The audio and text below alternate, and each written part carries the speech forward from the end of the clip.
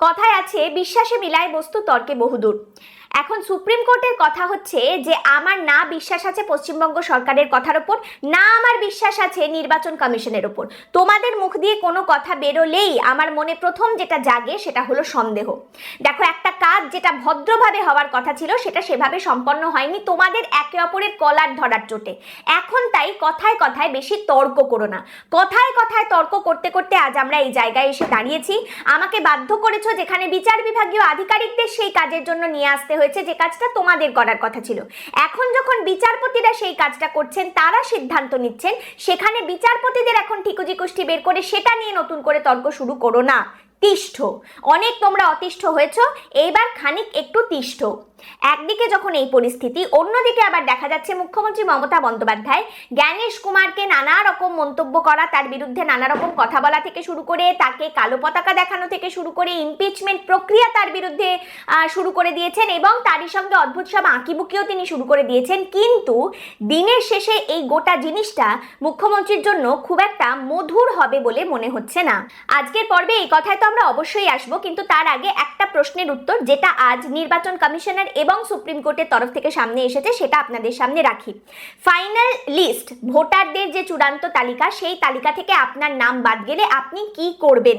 দেখুন, আগেই যে কথাটা বলা হয়েছিল যে তালিকা থেকে যদি আপনার নাম বাদ যায় তাহলে সেক্ষেত্রে আপনি প্রথমে জেলা শাসক বা জেলা নির্বাচনী আধিকারিকের কাছে অ্যাপিল করতে পারবেন, পরে আপনি রাজ্যের মুখ্য নির্বাচনী আধিকারিকের কাছেও অ্যাপিল করতে পারবেন। তবে একথাও জানানো হয়েছিল যে আপনি যে কেন্দ্রের ভোটার সেই কেন্দ্রের প্রার্থীদের মনোনয়ন জমা দেওয়ার শেষ দিন পর্যন্ত এই অ্যাপিল আপনি করতে পারবেন, তারপর কিন্তু আপনি আর অ্যাপিল করতে পারবেন না। এবার আজ নির্বাচন কমিশনার জ্ঞানেশ কুমার যে সাংবাদিক বৈঠক করেছেন সেখানে তিনি এই বিষয়টাকে অ্যাড্রেস করেছেন এবং সেখানে তিনি বলছেন যে একটা জায়গা, একটা বিষয় কয়েকজন ভোটারকে কোনো রাজনৈতিক দলই বোঝাতে পারছে না যে আপনার নাম যদি ভোটার তালিকা থেকে বাদ পড়ে তাহলে সেক্ষেত্রে ফর্ম 6 এর মাধ্যমেও কিন্তু আপনি অ্যাপ্লাই করতে পারবেন, আবেদন করতে পারবেন, নতুন ভোটার হিসেবে আপনি নথিপত্র জমা দিতে পারবেন যাতে আপনার নামটা ভোটার তালিকায় তোলা যায়। আপনি কিন্তু আবেদন করতে পারবেন, সেই জায়গা আপনার থাকছে। এই বিষয়টা কয়েকজন ভোটারকে কোনো রাজনৈতিক দলই বোঝাতে পারছে না এবং সেই কারণেই হয়তো সংঘাতের পরিস্থিতি তৈরি হচ্ছে। এবার আরেকটা প্রশ্ন এখান থেকে উঠে এসেছিল যে 28শে ফেব্রুয়ারি যে চূড়ান্ত তালিকা বেরিয়েছে সেখান থেকে যাদের নামগুলো বাদ গেছে তারা তো আবেদন করতে পারবেন, বোঝা গেল, কিন্তু এরপরে তো আরো সাপ্লিমেন্টারি লিস্ট বেরোবে আপনারা জানেন, কারণ 60 লক্ষ নাম বিবেচনাধীন ছিল, সেই কাজগুলো এখন করছেন বিচারপতিরা। তাহলে সাপ্লিমেন্ট লিস্ট যেগুলো বেরোতে থাকবে সেখান থেকে যাদের নাম বাদ যাবে সেক্ষেত্রে কি হবে? কারণ সেখানে তো বিচারপতিরা সিদ্ধান্ত নিয়েছেন। সেক্ষেত্রে সুপ্রিম কোর্টের তরফ থেকে বলা হচ্ছে, কলকাতা হাইকোর্টের প্রধান বিচারপতিকে নির্দেশ দেওয়া হচ্ছে যে তিনি একটা প্যানেল তৈরি করবেন, যে প্যানেলের মধ্যে প্রাক্তন বিচারপতি বা প্রাক্তন প্রধান বিচারপতিরা থাকবেন এবং সেক্ষেত্রে সাপ্লিমেন্টারি লিস্টের মধ্যে থেকে যাদের নাম বাদ যাবে, যারা মনে করবেন যে অন্যায়ভাবে তাদের নামটা বাদ গেছে, যাওয়ার কথা নয়, তারা তাদের এই কেসগুলো নিয়ে আসতে পারবেন সেই প্যানেলের সামনে। সেই প্যানেল গোটা বিষয়টা নিষ্পত্তি করবে এবং তারা খতিয়ে দেখবে যে কাদের নাম ভুলভাবে বাদ গেছে এবং তাদের নামটা আবার ভোটার তালিকায় তোলা যায় কিনা। আচ্ছা, এই প্রশ্নের উত্তর যখন দেওয়া হয়ে গেছে তখন আমি আপনাদের একটা ছবি দেখাবো, সেই ছবিটার দিকে একটু ভালো করে তাকিয়ে থাকুন। ছবিটার দিকে তাকান, জীবনের কয়েকটা সেকেন্ড এই ছবিটাকে দিন, ভালো করে ছবিটার দিকে তাকিয়ে একটু ভাবুন যে শিল্পী কি বোঝাতে চেয়েছেন, এই ছবির মাধ্যমে শিল্পী ঠিক কি তুলে ধরতে চেয়েছেন। তারপর আমিও আপনাদের বোঝাবো যে আমার কি মনে হয় যে শিল্পী এই ছবির মাধ্যমে ঠিক কি বলতে চেয়েছেন। তো ছবিটার দিকে তাকিয়ে থাকুন, আমি আপনাদের আরো 4 সেকেন্ড সময় দিচ্ছি। 1 2 3 4। আচ্ছা বেশ, এইবারে আপনি শুনুন সুপ্রিম কোর্টের হিয়ারিংয়ে আজ আমাদের রাজ্যের উদ্দেশ্যে ঠিক কি বলা হয়েছে। আমাদের রাজ্যের বর্তমানে দুজন প্রচন্ড বেস্ট ফ্রেন্ড হয়েছেন, একজন হচ্ছেন তৃণমূল কংগ্রেসের সাংসদ কল্যাণ বন্দ্যোপাধ্যায় এবং আরেকজন হচ্ছেন তৃণমূল কংগ্রেসের একদম নতুন রাজ্যসভার সাংসদ মেনকা গুরুস্বামী। তারা দুজনেই আজ সুপ্রিম কোর্টে উপস্থিত ছিলেন রাজ্যের হয়ে এবং সেখানে মেনকা গুরুস্বামী বলতে শুরু করেন সুপ্রিম কোর্টকে উদ্দেশ্য করে যে মোটামুটি 63 লক্ষ নাম তো বিবেচনাধীন তালিকায় ছিল, সেখান থেকে 7 লাখ মতো নাম মোটামুটি ক্লিয়ার করা হয়েছে বা 7 লাখ মানুষের যে তথ্য নথিপত্র সেগুলো যাচাই করা হয়েছে, এখনো তো প্রায় 57 লক্ষ নাম বাকি রয়েছে। এই কথাটা শোনার সঙ্গে সঙ্গে সুপ্রিম কোর্টের মাননীয় বিচারপতি বলেন যে এইবার তো খেলা শুরু হলো, ঘোড়ায় জিন দিয়ে সঙ্গে সঙ্গে আপনারা চলে এসেছেন তাড়াহুড়ো করে পিটিশন ফাইল করতে। আপনারা জানেন না 7 লক্ষ নয় 10 লক্ষ নাম ক্লিয়ার করা হয়েছে, 10 লক্ষ কেস নিষ্পত্তি হয়েছে। 10 লক্ষ ভোটারের নথিপত্র যাচাইয়ের কাজ সম্পন্ন করতে পেরেছেন বিচারপতিরা। কলকাতা হাইকোর্টের প্রধান বিচারপতি সেই তথ্য আমাদের জানিয়েছেন। আপনারা তাড়াহুড়ো করে এই যে পিটিশন করতে চলে এসেছেন ছুটে সুপ্রিম কোর্টে, এটা করার আগে সবটা জেনে নেওয়া আপনাদের উচিত ছিল এবং সবটা জানার জন্য যে ধৈর্যটা ধরার প্রয়োজন সেই ধৈর্য ধরা আপনাদের উচিত ছিল।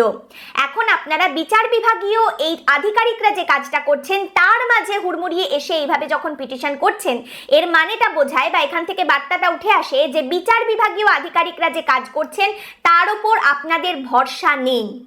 এবং তারই সঙ্গে খুব ইন্টারেস্টিংলি একটা প্রশ্ন যেটা নানা জায়গা থেকে বারবার উঠে আসছে, এবার সেটা সুপ্রিম কোর্টে উঠে এসেছে। মেনকা গুরুস্বামী এই প্রশ্ন সুপ্রিম কোর্টে করেছেন যে যেভাবে কাজ হচ্ছে তাতে তো মনে হয় না যে সময়ের মধ্যে এই বিবেচনাধীন যে নামগুলো রয়েছে তাদের সমস্ত কেস নিষ্পত্তি করা সম্ভব হবে। সেক্ষেত্রে কি হবে? এইখানে সুপ্রিম কোর্টের তরফ থেকে মাননীয় বিচারপতি বাগচি তিনি বলেন we will take a call. ওটা আমাদের বিষয়, আমাদের বুঝতে দিন। মানে সুপ্রিম কোর্টের বিষয় হচ্ছে সময় মতো শেষ হবে কি হবে না সেটা আমাদের দেখতে দিন, আমরা নিয়মিত আপডেট পাচ্ছি, আমাদের বিষয় আমরা দেখে নেব, আমরা বুঝে নেব। আপনি এক্ষুনি এই মুহূর্তে এসে বিচার বিভাগীয় আধিকারিকরা যে কাজ করছেন সেটা নিয়ে প্রশ্ন তুলবেন না। এইখানে দুটো মন্তব্য যেটা সুপ্রিম কোর্টের তরফ থেকে করা হয়েছে সেই দুটো আমি আপনাদের শোনাতে চাই। এক হচ্ছে বিচার বিভাগীয় আধিকারিকরা এই মুহূর্তে কাজ করছেন, এসআইআর এর তদারকির কাজের সঙ্গে যে বিচার বিভাগীয় আধিকারিকরা যুক্ত রয়েছেন তাদের কাজ নিয়ে এখনই প্রশ্ন তুলবেন না। এবং দ্বিতীয় কথা যেটা সুপ্রিম কোর্টের তরফ থেকে বলা হচ্ছে সেটা হলো একজন বৈধ ভোটারের নামও বাদ যাবে না, বিচার বিভাগীয় আধিকারিকরা সেই কাজটাই করছেন। অর্থাৎ এই মুহূর্তে এই যে 60 লক্ষ নাম বিবেচনাধীন রয়েছে তাদের ভাগ্য, তাদের নাম ভোটার তালিকায় উঠবে কিনা এই বিষয়টা কিন্তু এখন আর নির্বাচন কমিশনের উপরে নির্ভরশীল নয়। প্রথম থেকে শেষ পর্যন্ত এটা সম্পূর্ণভাবে কোর্ট মনিটরড। তারাই কিন্তু নথিপত্র যাচাইয়ের কাজটা সম্পন্ন করবেন। নির্বাচন কমিশনের কাজের উপরে ভরসা ছিল না সেই অভিযোগ নিয়ে সুপ্রিম কোর্টে যাওয়ার পরেই কিন্তু বিচার বিভাগীয় আধিকারিকদের হাতে এই কাজটা তুলে দেওয়া হয়েছে।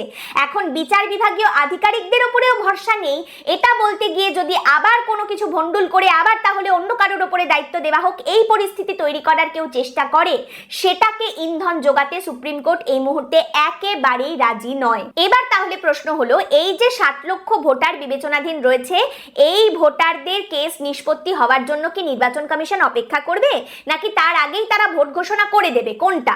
দেখুন, নির্বাচন কমিশনের যে সাংবাদিক বৈঠক করেছেন সেখানে খুব সাংঘাতিক নতুন কোনো কথা না বললেও এর আগের দিন একটা বুলেটিন প্রকাশ করা হয়েছে যেখানে বলা হচ্ছে প্রত্যেকটি রাজনৈতিক দলই নির্বাচন কমিশনের কাছে চেয়েছে যে এক দফা বা ম্যাক্সিমাম 2 দফায় যেন নির্বাচন পশ্চিমবঙ্গে হয় এবং নির্বাচন কমিশনও বলছে যে তেমনটা করা যেতেই পারে। নির্বাচন কমিশনার বলছেন এক দফাতেও যদি ভোট করানো হয় সেটাও করানো যেতে পারে, পর্যাপ্ত পরিমাণে কেন্দ্রীয় বাহিনী অবশ্যই থাকবে, তার জন্য কোনো অসুবিধা হবে না। তাহলে প্রশ্ন হলো সেই রিস্কটা নিতে কি নির্বাচন কমিশন রাজি? এবার যদি তারা সেই রিস্কটা নিতে চায়, এক দফায় নির্বাচন যদি করাতে চায়, তার মানে সেই প্রক্রিয়া শুরু হওয়ার আগে সিংহভাগ ভোটার লিস্ট বেরিয়ে যাবে।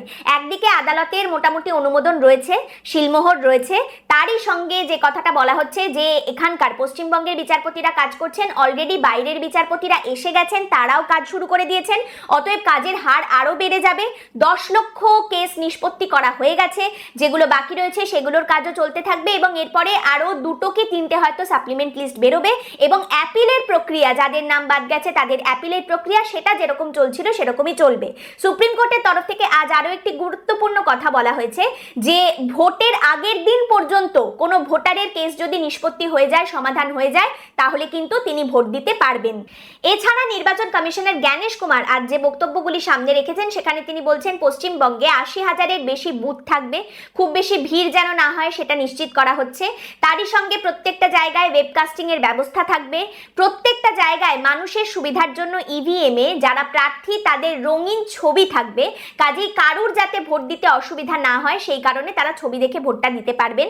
তার সঙ্গে বলা হচ্ছে যে প্রিসাইডিং অফিসাররা 2 ঘন্টা অন্তর অন্তর ভোট দানের হার জানাতে থাকবেন এবং সেটা ইসিআই নেট অ্যাপ এবং ইলেকশন কমিশনের ওয়েবসাইটে কিন্তু কন্টিনিউয়াসলি আপডেট হতে থাকবে। এইবার একদিকে যখন নির্বাচন কমিশনের জ্ঞানেশ কুমার এই বক্তব্যগুলো সামনে রাখছেন, তখন আরেক দিকে মমতা বন্দ্যোপাধ্যায় ধর্ণা মঞ্চে ছবি আঁকছেন। সেই ছবি আপনাদের অলরেডি দেখিয়েছি। আমি আপনাদের বলেছিলাম যে আমি জানাবো যে এই ছবির মাধ্যমে শিল্পী কি বোঝাতে চাইছেন। তবে দেখুন, এই এত বড় মাপের শিল্পী, এত বড় মাপের ছবির সমালোচক আমি একেবারেই নই। কাজেই আপনারা যদি এই ছবির মাথামুন্ডু মানে কিছু বুঝে থাকেন তাহলে অবশ্যই আমাকে জানাবেন, আমি বাধিত থাকবো। তবে আমি আপনাদের যেটা জানাতে পারি, শিল্পী নিজে, মমতা বন্দ্যোপাধ্যায় নিজে এই ছবি সম্পর্কে একটি ব্যাখ্যা দিয়েছেন, সেটা আমি আপনাদের শোনাতে পারি।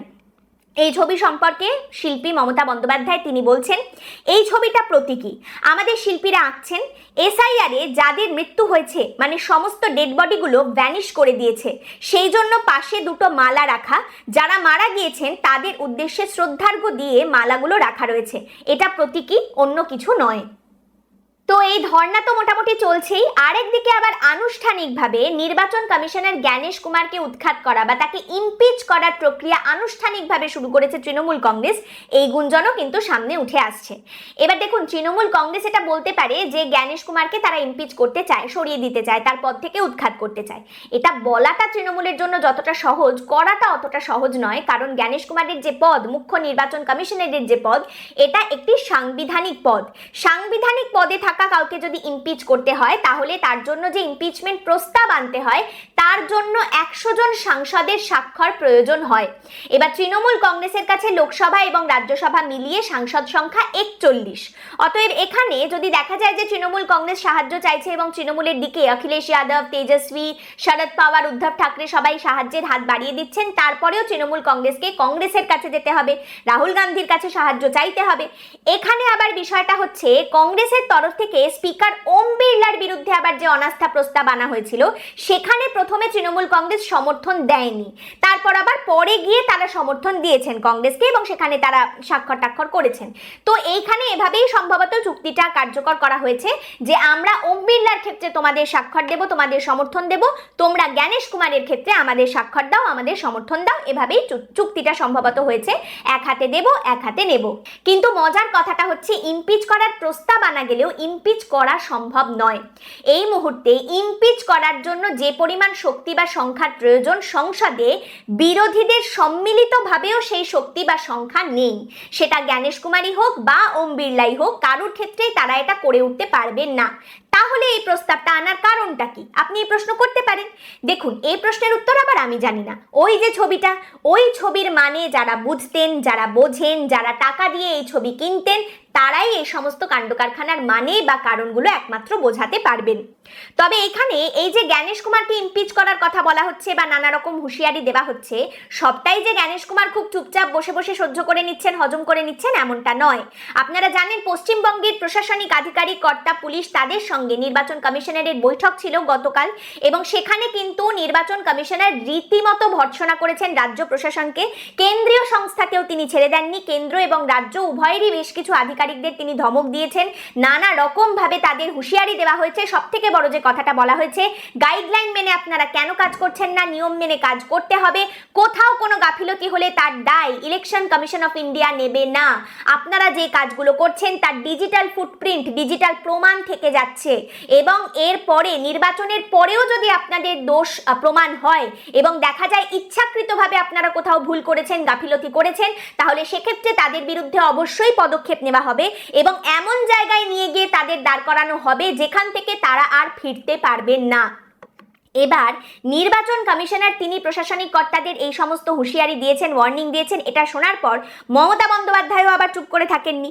তিনি বলছেন, আমি শুনলাম মিটিং করে অফিসারদের বহু থ্রেট দিয়েছে, শুধু অ্যাকশন নেবেন তাই নয়, ভ্যানিশ পাউডার মে মাসের পরেও নাকি অ্যাকশন নেবেন। আমি বলি, সাহস থাকা ভালো, দুঃসাহস ভালো নয়। একই সঙ্গে যাদের ভর্ৎসনা করা হয়েছে সেই সমস্ত পুলিশ কর্তা বা আধিকারিক আমলা, তাদের উদ্দেশ্য করে আবার মমতা বন্দ্যোপাধ্যায় বলছেন, একটু জবরদস্তি ওরা করবে, ট্যাক্টফুলি হ্যান্ডেল করে নেবেন অফিসারেরা। তারপর আপনি মানে মুখ্য নির্বাচন কমিশনারকে উদ্দেশ্য করে মুখ্যমন্ত্রী বলছেন আপনি নিজে কোথায় থাকবেন তার ঠিক নেই, আপনি নাকি মেয়ের পরেও ব্যবস্থা নেবেন। এবার এই কথা মুখ্যমন্ত্রী মমতা বন্দ্যোপাধ্যায় বলার পরে জ্ঞানেশ কুমারও কিন্তু চুপ করে বসে নেই, কারণ এর পরপরই আরেকটি খবর সামনে এসেছে যেখানে জানা যাচ্ছে নির্বাচন কমিশনার পশ্চিমবঙ্গে এর আগের নির্বাচনের সময় ভোট পরবর্তী হিংসার সঙ্গে কোন কোন অফিসার যুক্ত ছিলেন, ভোট পরবর্তী হিংসায় কোন কোন অফিসার অভিযুক্ত তাদের নাম চেয়ে পাঠিয়েছেন। নির্বাচনের আগে মুখ্যমন্ত্রী সংঘাতে যাচ্ছেন এই মনে করে যে এভাবেই বাজিমাত হবে, হলে ভালো, কিন্তু এখানে যদি তিনি এবার চিৎপাত হন তাহলে ঘুরে দাঁড়ানোর দরজা নিজেই সব বন্ধ করে যাচ্ছেন। আজকের পর্ব এখানেই শেষ করছি। আপনাদের মতামত অবশ্যই জানাবেন। পরের দিন দেখা হবে অন্য একটি বিষয় নিয়ে আলোচনায়। ভালো থাকবেন।